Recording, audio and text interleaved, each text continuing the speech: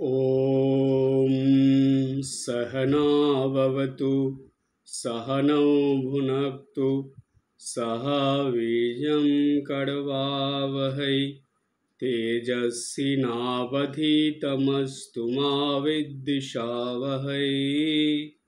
ॐ शान्ति शान्ति शान्तिः। আমাদের ধারাবাহিকভাবে উপনিষদের মন্ত্রগুলো আলোচিত হচ্ছে। উপনিষদ যে আলোচনা হচ্ছে সেটা হলো কঠোপনিষদ, যেই উপনিষদ স্বামী বিবেকানন্দের খুব প্রিয় ছিল। তো আমরা আলোচনার মধ্যে ধীরে ধীরে বুঝতে পারবো কেন স্বামীজি এই উপনিষদটাকে এত গুরুত্ব দিতেন এবং এত ভালোবাসতেন।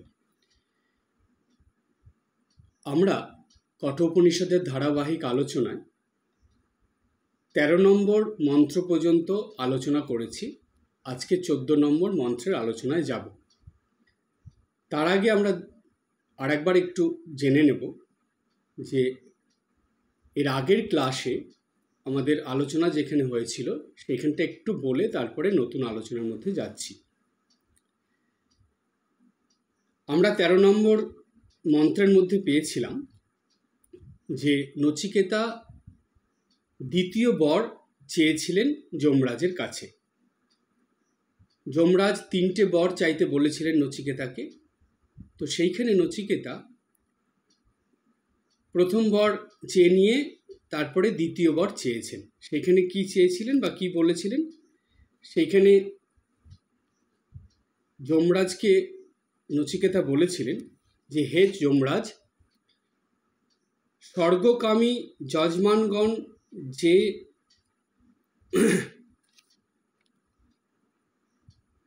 অগ্নিবিদ্যার কথা বলে, অর্থাৎ স্বর্গে যে কোনো ভয় নেই, সেইখানে একটা অগ্নিবিদ্যার দ্বারা স্বর্গে গিয়ে পৌঁছাতে হয়। তো স্বর্গকামী মানুষের কাছে এই স্বর্গের যে ব্যাপারটা, যেটাকে বলা হয় যে সেখানে কোনো জরা ব্যাধি থাকে না, যেখানে ক্ষুধা তৃষ্ণার জন্য মানুষকে কষ্ট পেতে হয় না, যেখানে দুঃখ কষ্ট থাকে না, শুধুই আনন্দের মধ্যে দিয়ে স্বর্গে গিয়ে পৌঁছানো যায়, বা যেখানে শুধু আনন্দই পাওয়া যায়, সেটা হলো স্বর্গ। তাই প্রত্যেকটা মানুষ স্বর্গেই যেতে চায়, সে নরকে যেতে চায় না। সেই ক্ষেত্রে আমরা বলেছিলাম যে স্বর্গ এবং নরক এই দুটোই মানুষের নিজের কর্মফলের উপরই নির্ভর করে। কায় মনোবাক্যে মানুষ যেমন কর্ম করে, সেই কর্মের ফল অনুযায়ী স্বর্গ নরক তার জীবনে আসে। অর্থাৎ শাস্ত্র আমাদের বলছে যে স্বর্গের কনসেপ্টটা হলো যে কায় মনোবাক্যে, শরীর দ্বারা, কথাবার্তা দ্বারা এবং মনের দ্বারা তুমি সর্বদা শুভ কর্ম, ভালো কর্ম করো, তাহলেই দেখবে তুমি স্বর্গে যেতে পারবে। অর্থাৎ তোমার জীবনটা স্বর্গের যে আনন্দ, সেই রকম আনন্দ বা স্বর্গ সম্বন্ধে যা যা তুমি জানো সেগুলো তোমার জীবনে আসবে, সেগুলো তুমি পাবে। এই জন্মে যতটা পেলে এটা কিন্তু থাকলো, এর পরের জন্মে গিয়েও তারপর থেকে তুমি আবার পাবে। ঠিক এর উল্টোটা হলো, যদি তুমি কায় মনোবাক্যে খারাপ করো, অশুভ করো, তুমি চিন্তা ভাবনা, কাজকর্ম, কথাবার্তা সমস্ত কিছুই তোমার যদি অশুভ বা খারাপে ভরা থাকে, সেই কর্মের যে ফল, সেই ফল অনুযায়ী তুমি নরক যন্ত্রণা ভোগ করবে। আর সেটা এই জন্মে যতটা করবে, এর পরের জন্মেও কিন্তু তোমাকে করতে হবে। কেন? সেইটা চলতে থাকবে। কর্মফল সেটা যে করে তাকেই ভোগ করতে হয়, তার জন্য অন্য কেউ করে দেবে না। তাই বলা হয় যে শুভ কর্ম করলে তার ফল শুভ হয়, সেটা জন্ম জন্মান্তর ধরে চলে। আবার অশুভ কর্ম করলে তার ফল অশুভ হয়, সেটাও জন্ম জন্মান্তর ধরে চলে। আর এখানেই শাস্ত্র আমাদের বলে দিচ্ছে যে নরকের ব্যাপারটা কি আর স্বর্গের ব্যাপারটা কি। কারণ মানুষকে একটু ভয় দেখাচ্ছে যে যারা জ্ঞানী নয়, যারা শিক্ষিত নয়, তারা যাতে এই কথাটা মনে এবং মাথার ভিতরে ঢুকিয়ে নিয়ে কখনো খারাপের দিকে না যায়। কেন তাদের মনে হবে যে আরে আমি কিছু খারাপ অশুভ করলেই তো আমাকে নরক যন্ত্রণা ভোগ করতে হবে, সুতরাং আমি করব না, আমি ভালোই করব। এই যে সহজ ব্যাপারটা তাদের মাথায় ঢুকিয়ে দেওয়ার জন্য এই স্বর্গ নরকের কথাটা এসেছে। তাই মানুষ তার কর্মের দ্বারাই ইহজন্মেই স্বর্গের সুখ ভোগ করতে পারে, আবার তার কর্মের দ্বারা ইহজন্মেই নরকের দুঃখ কষ্ট ভোগ করতে পারে। তাই সমস্তটাই কর্মফলের উপর নির্ভর করে। এই কথা আমরা বুঝেছিলাম। এরপরে আসছে, সেখানে যমরাজকে নচিকেতা বলছেন যে শতম অগ্নিং স্বর্গম অধ্যেষি মৃত্যু প্রভুহিত্বম সদ্যধানায় মহ্যম স্বর্গলোকা অমৃতত্বং ভজন্ত এতদ দ্বিতীয়েন বৃণে বরেণ। বলছে হে যমরাজ, স্বর্গকামী যজমানগণ মানে যারা স্বর্গ চায়, স্বর্গতে পৌঁছাতে চায়, মানে স্বর্গের সুখ ভোগ যারা করতে চায়, তো স্বর্গকামী যজমানগণ যে অগ্নিবিদ্যার সহায়ে অমরত্ব প্রাপ্ত হন, আপনি তাহা জানেন, সুতরাং শ্রদ্ধাযুক্ত আমায় উহা বলুন, আমি দ্বিতীয় বরে এটাই প্রার্থনা করি। দ্বিতীয় বরে নচিকেতা চেয়ে নিলেন। তিনি বললেন যে নচিকেতা শুনেছে যে যারা স্বর্গ লাভ করতে চায়, অর্থাৎ অমরত্ব চায়, এখানে অমরত্ব কথাটা আমরা বুঝবো, প্রসঙ্গক্রমে আসবো। যারা অমরত্ব চায় তারা কিভাবে সেই অমরত্ব লাভ করতে পারে, যেই অগ্নিবিদ্যার দ্বারা সেটা লাভ করা যায়, সেটা একটা আছে, এটা অগ্নিবিদ্যা আছে। সেই অগ্নিবিদ্যার কথাটাও আমরা বুঝবো। যেই অগ্নিবিদ্যার দ্বারা এটা লাভ করা যায়, সেই অগ্নিবিদ্যাটা যমরাজ খুব ভালো জানেন। আর যমরাজ জানেন বলেই নচিকেতা সেই যমরাজকে বলছেন যে আপনি তাহা জানেন, যে আপনার এটা জানা আছে, তাই আমি শ্রদ্ধাপূর্বক আপনাকে এটা জিজ্ঞেস করছি বা আপনার কাছেই জানতে চাইছি যে আপনি সেটা আমাকে বলুন। এটাই আমার দ্বিতীয় বরে আপনার কাছে প্রার্থনা। খুব সুন্দর একটা প্রসঙ্গ এখানে আমরা পেলাম, যেটা নচিকেতা যমরাজের কাছে জিজ্ঞেস করলেন। কেন? যমরাজ একটা সময় এই অগ্নিবিদ্যা শিখেছিলেন, জেনেছিলেন। তো অগ্নিবিদ্যা সম্বন্ধে সমস্তটাই যমরাজের খুব ভালোভাবে জানা আছে। তো সেই কারণে নচিকেতা এটা শুনেছিলেন, কেননা যেহেতু নচিকেতা তার উচ্চ বংশের, তো ছোটোর থেকেই সে এই শাস্ত্রের অনেক কথা জানে, কোন দেবতার কি গুণ আছে সেগুলো সব নচিকেতার জানা আছে। তাই যমরাজের সম্বন্ধে নচিকেতা খুব ভালো করেই জানে। আর জানে বলেই সে নচিকেতা যে অগ্নিবিদ্যা যমরাজের জানা সেটাও জানতো। তাই সে যমরাজকে বলল যে আপনি তো অগ্নিবিদ্যা জানেন, সেটা আমাকে বলুন, এটাই আমার দ্বিতীয় বরে আপনার কাছে চাওয়া। তো এখন যমরাজ সেটা বলবে। সেই প্রসঙ্গে যাওয়ার আগে আমরা এটাকে একটু ভালো করে বুঝে নেব। আমরা সাধারণ অর্থটা বুঝলাম, এবার একটু গভীর অর্থটা বুঝব। এখানে নচিকেতা বললেন, হে যমরাজ, সতম অগ্নিম স্বর্গম অধ্যেষি মৃত্যু। হে যমরাজ, স্বর্গক্রমে যজমানগণ যে অগ্নিবিদ্যা সহায়ে অমরত্ব প্রাপ্ত হন।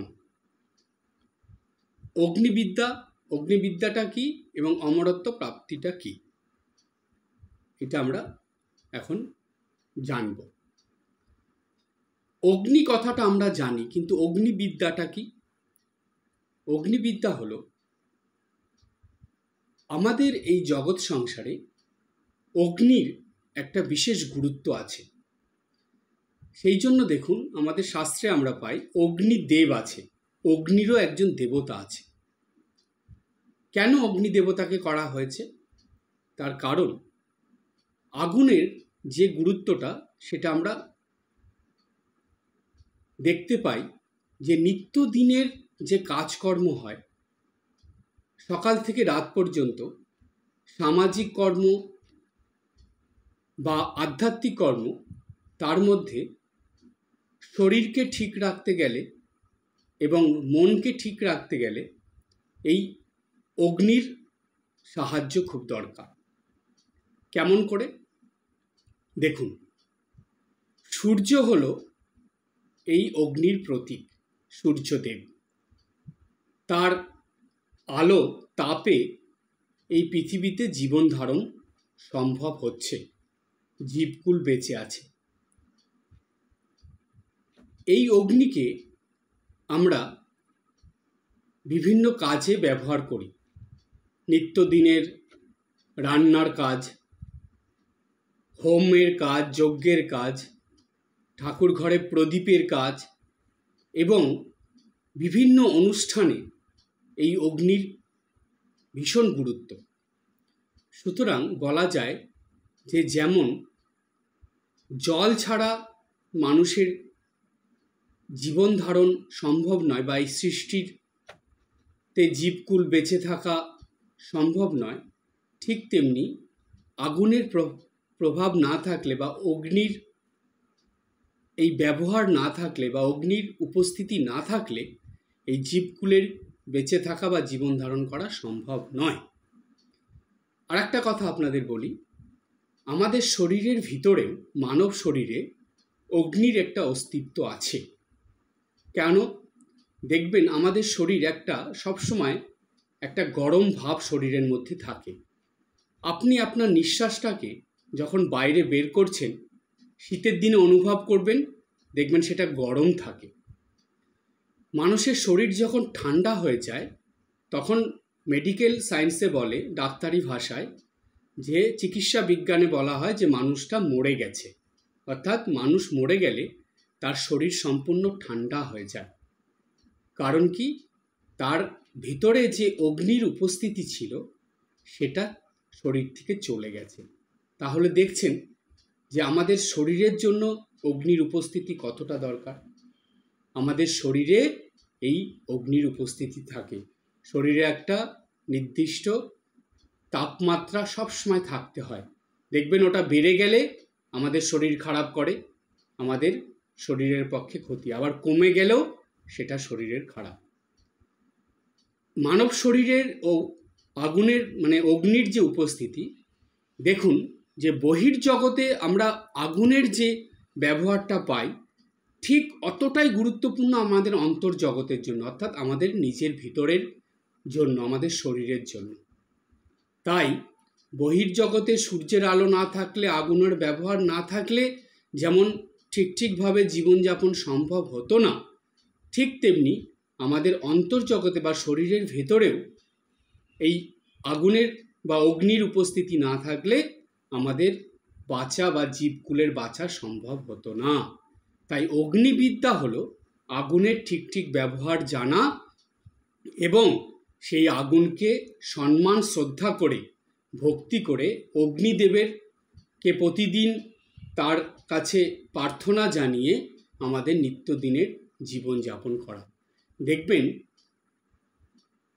যেই 5টা তত্ত্ব নিয়ে আমাদের এই প্রকৃতি, পৃথিবী সৃষ্টি হয়েছে এবং সেই 5টা তত্ত্ব নিয়ে আমাদের মানব শরীরও সৃষ্টি হয়েছে। ক্ষিতি, অপ, তেজ, মরুদ, বোম, এই 5টা তত্ত্ব। এই 5টা তত্ত্ব আমাদের শরীরে আছে বলেই একটা অদ্ভুত বা একটা খুব আশ্চর্যের জিনিস বা বিষয় আপনারা হয়তো জানেন, আবার বলছি আমি, সেটা হলো যে মানুষের শরীর যাওয়ার পরে সেটা যদি মাটিতে পুঁতে রাখা হয়, অর্থাৎ কবর দিয়ে দেওয়া হয়, মাটির নিচে রেখে দেওয়া হয়, বেশ কিছু বছর পর সেই মানব শরীরটা মাটির সঙ্গে সম্পূর্ণ মিশে যায়, সেটা সম্পূর্ণ মাটি হয়ে যায়। তাহলে ওই 5টা তত্ত্ব আছে বলেই এই শরীরটা এরকম হয়ে গেল, অর্থাৎ একটা তত্ত্বের সঙ্গে মিশে গেল। আবার অগ্নিতত্ত্ব দেখুন, মানব শরীর পুড়িয়ে দেওয়া হয়। এই যে আগুনে পুড়িয়ে দেওয়া হলো, তার মানে কি এই শরীরটা আগুনে পুড়ে এই পঞ্চভূতের সঙ্গে বা পঞ্চতত্ত্বের সঙ্গে মিশে গেল, অর্থাৎ সেটা আর আমাদের অশুদ্ধতা কিছু থাকলো না। এই পঞ্চভূতের দ্বারাই আমাদের শরীর তৈরি, বা পাঁচটি এই যে বিষয় ক্ষিতি অপ তেজ মরুদ বোম, এই পাঁচটার মধ্যে অগ্নি তো আছে, তাই অগ্নি আছে, মাটি আছে। সেই জন্য দেখুন কি দারুণ আমাদের শাস্ত্রের নির্দেশ যে মানব দেহ চলে যাওয়ার পর হয় আগুনে পুড়িয়ে দিতে হবে, না হয় মাটিতে পুঁতে দিতে হবে, মাটির তলায় কবর দিতে হবে, না হয় সেটা সলিল সমাধি করে দিতে হবে, অর্থাৎ জলের মধ্যে দিয়ে দিতে হবে। দেখুন এটাও আছে। তাহলে এই পঞ্চভূতের সঙ্গে সেটা মিশে যাবে, পঞ্চতত্ত্বের সঙ্গে সেটা এক হয়ে যাবে, যেখান থেকে সৃষ্টি হয়েছে সেখানেই চলে যাচ্ছে। তাই জানবেন এই অগ্নিবিদ্যা বা অগ্নি ভীষণ গুরুত্বপূর্ণ মানব জীবনের পক্ষে। তাই অগ্নিতত্ত্ব বা অগ্নিবিদ্যা জেনে অগ্নিকে ব্যবহার করতে হয়। আর অগ্নির ব্যবহার এমন, সেটা যদি ঠিকভাবে ব্যবহার না করা হয় সেটা মানব জীবনকে একদম নষ্ট করে দেয়। আবার যদি ঠিকভাবে ব্যবহার করা হয় সেটা মানব জীবনকে ক্রমাগত উন্নতির দিকে নিয়ে যায়।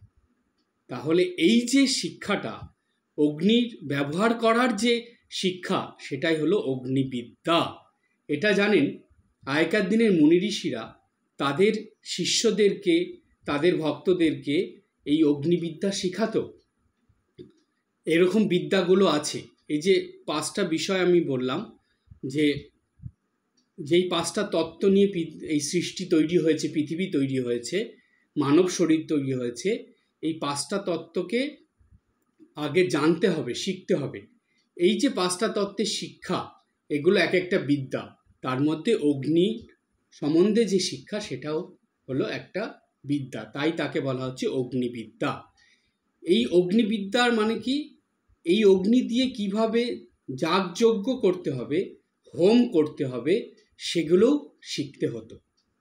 কটা ইট বসাতে হবে, কাঠ কত লাগবে, কিভাবে আগুনটা ধরাতে হবে, কতক্ষণ সেই আগুনের যে শিখাটা জ্বলতে থাকবে তার জন্য কি করতে হবে, সেগুলো সব এই অগ্নিবিদ্যার মধ্যে আসে। নিত্যদিনের আগুনের ব্যবহার সেটা সম্পূর্ণ এই অগ্নিবিদ্যার মধ্যে আছে। সেটা এখানে নচিকেতা বলছেন। এটা যমরাজ খুব ভালো জানে।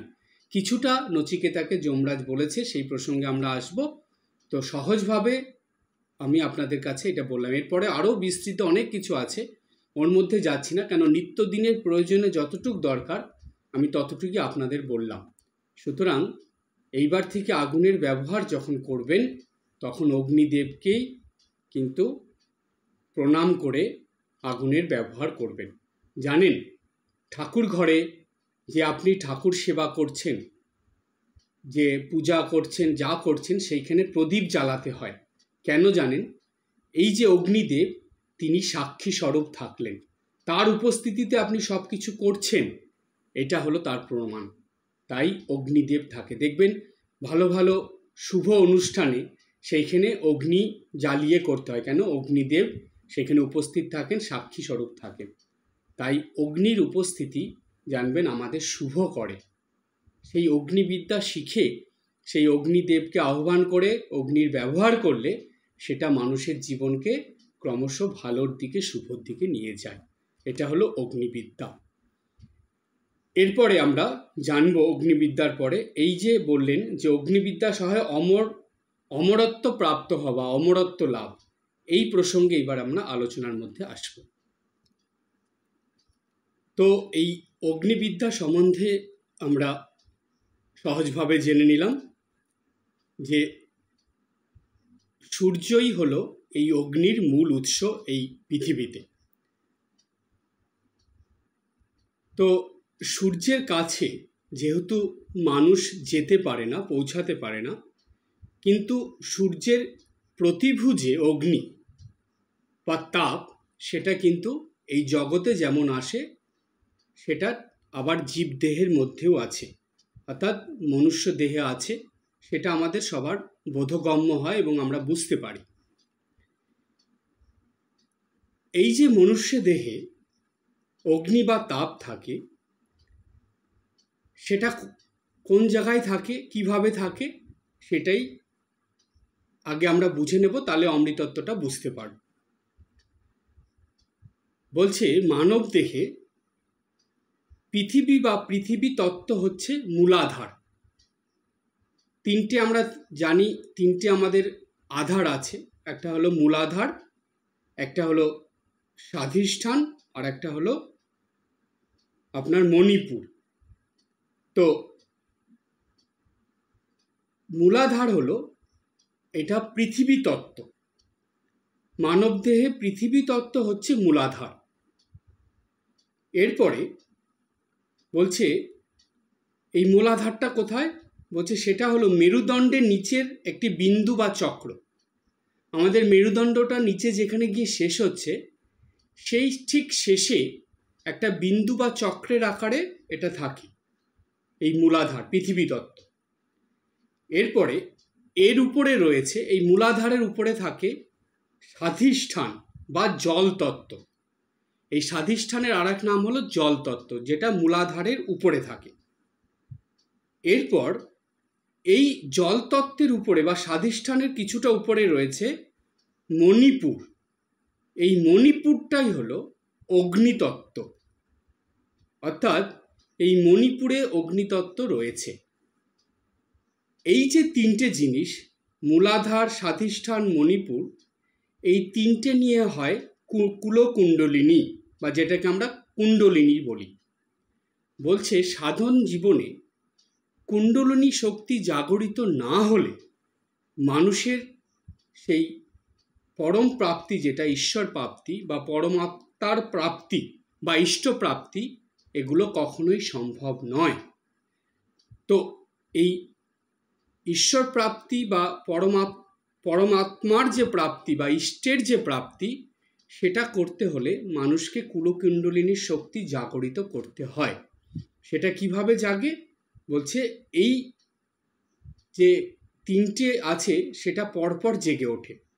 সবার প্রথমে সাধন ভজন করতে করতে জেগে ওঠে পৃথিবী তত্ত্ব, অর্থাৎ মূলাধার। মূলাধারের পরে সেটা ধীরে ধীরে উপর দিকে উঠে চলে যায় কোথায়, চলে যায় হলো জল তত্ত্ব, অর্থাৎ স্বাধিষ্ঠান। স্বাধিষ্ঠান থেকে আরও উচ্চ স্তরে যখন উঠে যায়, তখন সেটা চলে যায় অগ্নিতত্ত্ব, অর্থাৎ মণিপুরে।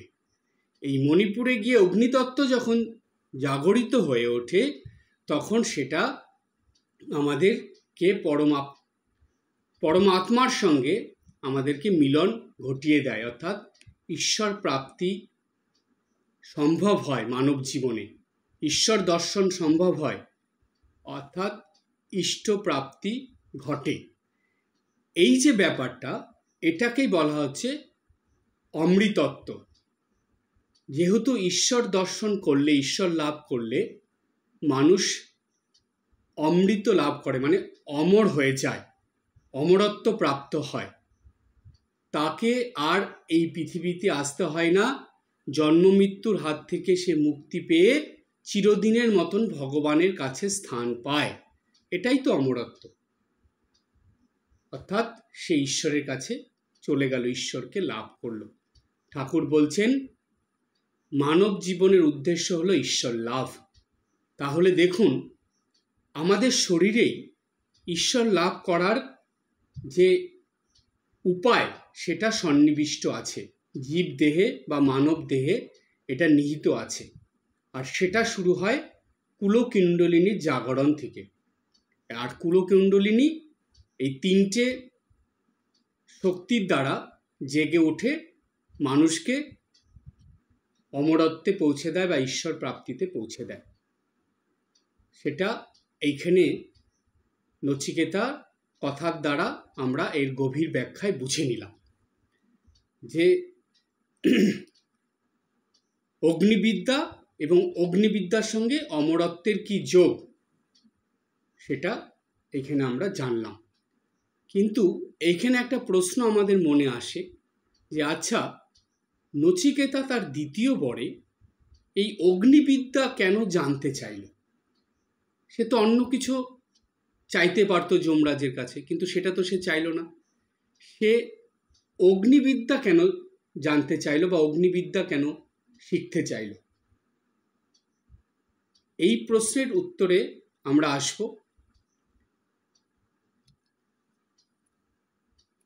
দ্বিতীয় বরে নচিকেতা যমরাজের কাছ থেকে এই অগ্নিবিদ্যাটা জানতে চাইল বা বলা যায় শিখে নিতে চাইল।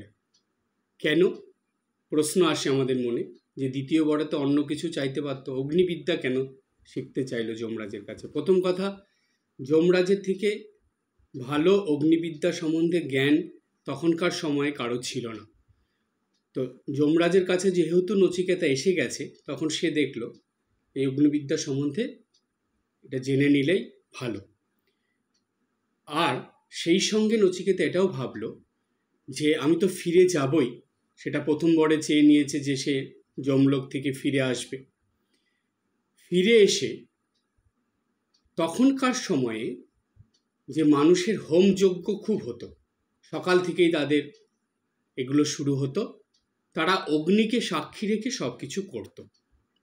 তাই বহির্জগতে এই অগ্নির ব্যবহার ঠিকভাবে জেনে, অগ্নিকে যদি বা অগ্নিবিদ্যার কথা জেনে যদি মানুষ সেটাকে নিত্যদিনের জীবনে পালন করতে পারে, তাহলে তাদের যেমন উপকার হবে, লাভ হবে, এবং সেই সঙ্গে তারা ক্রমাগত অমৃতত্বের দিকে অর্থাৎ পুণ্যকর্ম করে স্বর্গলাভের দিকে এগিয়ে যাবে। এটা হলো একটা উদ্দেশ্য ছিল। আর একটা উদ্দেশ্য ছিল নচিকেতার, যে এই অগ্নিবিদ্যা যদি আমরা মানব শরীরের মধ্যে যে অগ্নিবিদ্যার তত্ত্ব, সেটা যদি ভালো করে মানুষ জেনে যায়, যারা জ্ঞানী মানুষ আছে, বিদ্বান মানুষ আছে, তারা যদি সেটা বুঝতে পারে, তাহলে এই শরীরের মধ্যে যে অগ্নিবিদ্যার তত্ত্বটা, সেটাকে ঠিকভাবে কাজে লাগিয়ে সেই মানুষটা অমৃতত্বে পৌঁছে যেতে পারবে। সেই মানুষটা ঈশ্বর লাভ করে নিজের জীবনকে ধন্য করতে পারবে। এই কথা ভেবে নচিকেতা দেখলো যে আমি যদি ফিরে আসার পর এই অগ্নিবিদ্যা কথা বহির্জগৎ এবং অন্তর্জগতের এই অগ্নিবিদ্যার যে শিক্ষা, সেটা যদি সবাইকে জানাতে পারি, তাহলে মানুষের দুরকমভাবেই উন্নতি হবে। যেমন মানে বহির্জগতে আগুনের ব্যবহারের মধ্যে দিয়ে মানুষ উন্নতি লাভ করবে, আবার ঠিক তেমনি অন্তর্জগতে আগুনের ব্যবহারের মধ্যে দিয়ে মানুষ নিজের জীবনকে উন্নত করে নিতে পারবে। এই কথা ভেবে নচিকেতা যমরাজের কাছে অগ্নিবিদ্যা শিখতে চাইল, যে যেই বিদ্যার দ্বারা মানুষ অমৃতত্ব লাভ করতে পারবে, সেটা আপনি আমাকে বলুন, এই অগ্নিবিদ্যা আমাকে আপনি বর্ণনা করে দিন বা শিখিয়ে দিন বা জানিয়ে দিন। তো এই উদ্দেশ্য নিয়ে নচিকেতা চেয়েছিল। এটা ছিল নচিকেতার দ্বিতীয় বর, মানে বর হিসাবে দ্বিতীয় বর সে চেয়ে নিল। এর থেকে আমরা একটা জিনিস খুব পরিষ্কারভাবে বুঝলাম যে নচিকেতা এত অল্প বয়স হলেও তার মনের ইচ্ছাটা ছিল যে এই জগৎবাসীর কল্যাণ করা, উপকার করা, সর্বস্তরের মানুষের যাতে মঙ্গল হয়, কল্যাণ হয়, উপকার হয়, এই কথা ভেবেই নচিকেতা যমরাজের কাছ থেকে তার বরগুলো চেয়ে নিচ্ছে। এরপরে আমরা দেখব যে যমরাজ সেই দ্বিতীয় বর তো দিলেনই নচিকেতাকে, কিন্তু তার সঙ্গে আরও অনেক কিছু দিলেন। তো ধীরে ধীরে আমাদের আলোচনার মধ্যে সেগুলো আসবে। আজকে এই পর্যন্ত। সবাই ভালো থাকবেন, হাসি খুশি আনন্দে থাকবেন। ওম শান্তি শান্তি শান্তি। হরি ওম তৎসৎ। শ্রীরামকৃষ্ণার্পণমস্তু।